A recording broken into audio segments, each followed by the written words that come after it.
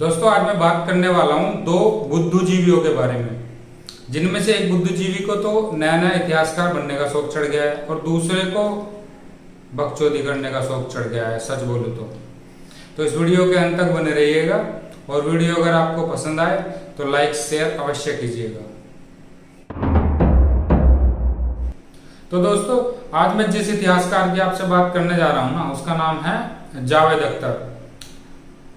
तो जावेद अख्तर एक ट्वीट करते हैं, उसमें लिखते हैं कि बराक ओबामा का जो जन्म है वो अमेरिका में हुआ है, जबकि बराक ओबामा आप सभी जानते हैं केन्या से बिलोंग करते हैं और आज भी उनके चाचा चाची वगैरह उनके बाकी रिलेटिव वहीं रहते हैं।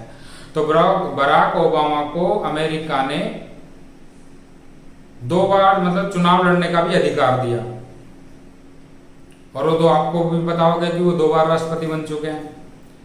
और इसी के साथ उन्होंने कंपैरिजन कर दिया शाहजहां के साथ। उन्होंने बोला है कि तो जो मुगलों के शहंशाह थे, वैसे वो शहंशाह तो नहीं, वो तो सब ये कबीलाई डाकू लुटेरे थे जो हमारे देश को लूटने आए थे, लेकिन फिर भी उन्होंने बोला कि जो शहंशाह थे शाहजहां, वो 5वीं पीढ़ी थे जिनकी जन्म भारत में हुआ है। मतलब इससे पहले जो 4 पीढ़ियां वो भी भारत में जन्म हो चुकी है।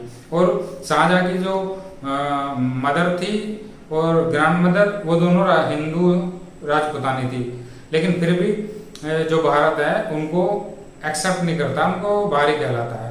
तो भाई मैं जो इतिहासकार है ना, तो चचा को ना मैं थोड़ा सा ये जानकारी दे दूं कि जी जो बराक ओबामा है, क्या उन्होंने अमेरिकन्स को जबरदस्ती कन्वर्ट किया क्या इस्लाम में, या उन्होंने जो क्रिश्चियन थे वहाँ के लोग उनकी हत्या की जबरदस्ती, किसी का गला रेत दिया, किसी को आरे से चिरवा दिया, ऐसा करवाया क्या बराक ओबामा ने? या फिर बराक ओबामा ने वहाँ के जो चर्च थे उनको तोड़वा के वहाँ मस्जिद बना दियो, कहीं ऐसा हुआ है क्या? ये तो आप सभी जानते हैं बराक ओबामा वहाँ पैदा हुए, उन्होंने उस देश के लिए काम किया, उस देश के जो संविधान है उसके लिए उसके दायरे में के काम किया और फिर उन्होंने चुनाव जीता।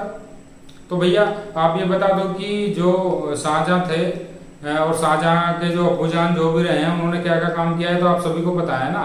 एक ये कबीलाई लुटेरे थे, इन्होंने आके क्या क्या भारत के लोगों को राज्य कर किया, उनको जबरदस्ती कन्वर्ट किया, लाखों लोगों की हत्या की, लाखों मंदिरों तोड़े, हजारों मंदिर तोड़े, अगर सारी गिनती करे तो लाखों में पहुंच जाएगी। मुगलों से इतने मुगल हैं, कुल शाहजहां ने बनारस में 76 मंदिरों को तोड़ दिया।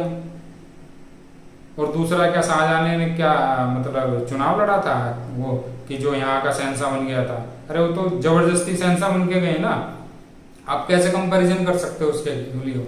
और दूसरी बात आप कह रहे हो कि हिंदू राजपूतानियों से उनके माता और दादी थी, तो भैया उस टाइम के सबको पता है कि जिन राजपूतानियों की शादी मुगलों से ही वो किस मजबूरी में हुई है, ये तो सबको पता है, आपको भी पता है, आप तो झूठ बोल रहे हो ना।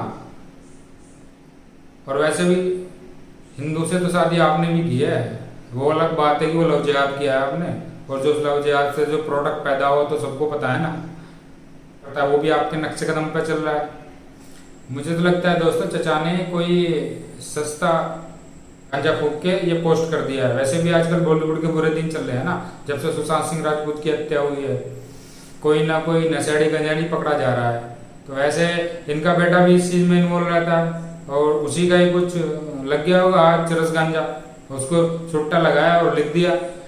और आज अब बात करते हैं एक दूसरे बुद्धिजीवी की। ये है मौलवी देवबंद के। देवबंदी आपने भी सुना हो, उत्तर प्रदेश में देवबंदी जो है वहां के मौलवी हैं। ये भाई साहब बोलते क्या है, पहले आप इनका ये वीडियो देखिए क्या बोल रहे हैं। असल तो बात यह है कि बद्रीनाथ नहीं, वो बदरुद्दीन शाह हैं। ये मुसलमानों का धार्मिक स्थल है, ये मुसलमानों के इसको हवाले कर देना चाहिए इनको। वो बद्रीनाथ नहीं है, नाथ लगाया है, इससे वो हिंदू हो गए क्या? वो बदरुद्दीन शाह हैं। तारीख उठाकर देखें, इतिहास का पहले मुताला करे ये तंजीम, उसके बाद में आगे बकवास करे। वो मुसलमानों का धार्मिक स्थल है, मुसलमानों को चाहिए। मैं वहाँ के चीफ मिनिस्टर से मैं ये मांग करता हूँ कि ये मुसलमानों का धार्मिक स्थल है, मुसलमानों के फौरन हवाले कर दिया जाए। मोदी जी हमारे इसमें आगे आए और हमारा उत्तराखंड का चीफ मिनिस्टर इन बकवासियों की बकवास को रोके, इनको लगाम दे, वरना मुसलमान मार्च करेंगे। हमारा धार्मिक स्थल है, हम उस पर जाकर कब्जा कर लेंगे।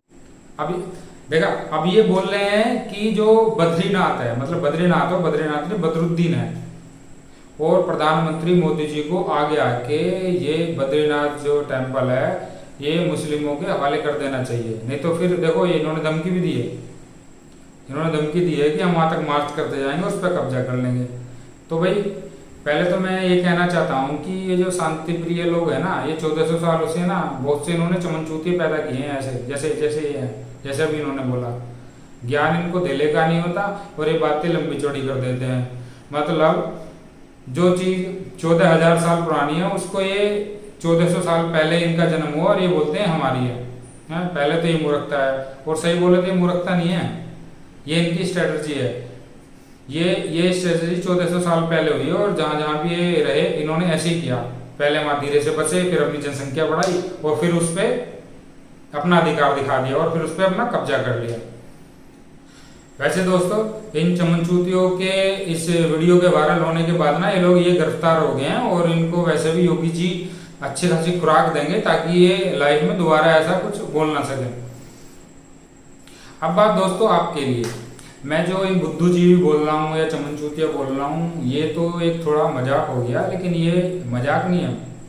असलियत में बुद्धू ना हम हैं और चमनचूतिया भी हम बन रहे हैं। ये इन लोगों की स्ट्रेटजी है। ये जावेद अख्तर पहली बार नहीं कर रहा है ऐसा, ये पहले भी कर चुका है और ये लोगों को गुमराह कर रहा है।